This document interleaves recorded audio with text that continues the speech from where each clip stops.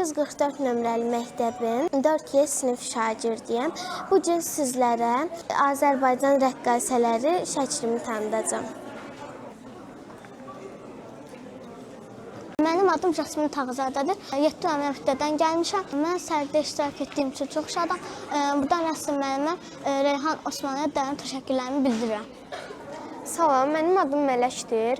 Soyadım Qurizadə. 49 nömrəli məktəbdən gəlmişəm. Mənim bu rəsmin adı Rəngli Dünya.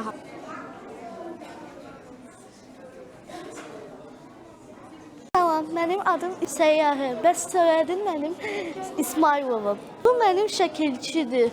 Mən bunu çəkdim. Necəsiz? Mənim adım Ayva Efendiyevadır. Burada ürək tərəfləri kamançadır, tardır, yəni musiqi alət olan tərəfləri, ürəkləri işıqlıdır. Amma hansı ki yerlər qaranlıqdır, onlarda işıqsızdır. Yəni çünki orada musiqi aləti yoxdur.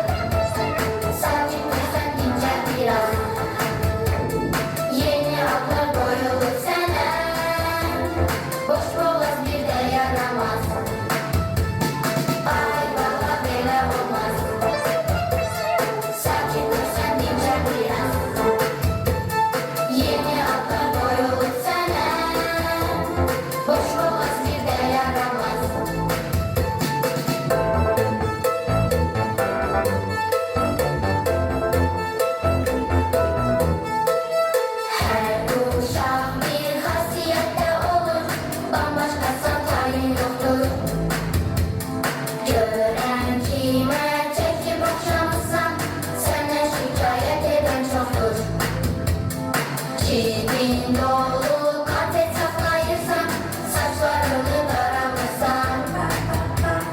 Kömək et biraz deyəndə sənə, ayağını tutub asayırsan.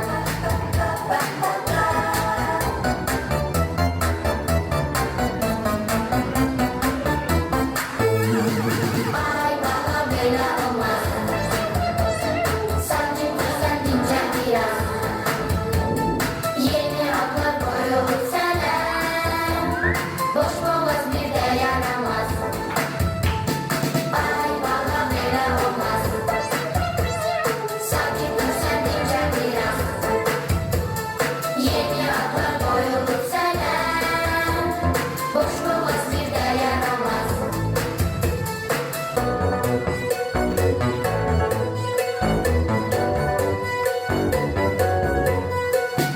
Ay bana böyle olmaz, sanki sen dince biraz. Yeni adlar koyulur sana, boş boğaz bir de yaramaz. Ay bana böyle olmaz, sanki sen dince biraz. Yeni adlar koyulur sana, boş boğaz bir de yaramaz. Ay bana böyle olmaz, sanki sen dince biraz. Yeni adlar koyulur sana, boş boğaz bir de yaramaz. Boş boğaz bir de yaramaz. Ay bana böyle olmaz.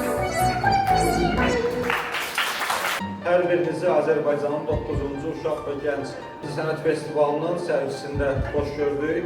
Hər birinizi təbrik edirəm. Bu sərgidə iştirak üçün haqq qazandığınız hər birinizin işlərinə individual olaraq bir komissiyamız, münsiflər heyətimiz tərəfindən baxıldı və burada olan bütün uşaqlar, əsərlərin iştirak edən bütün uşaqlar artıq bizim qaliblərimiz hesab olunurlar.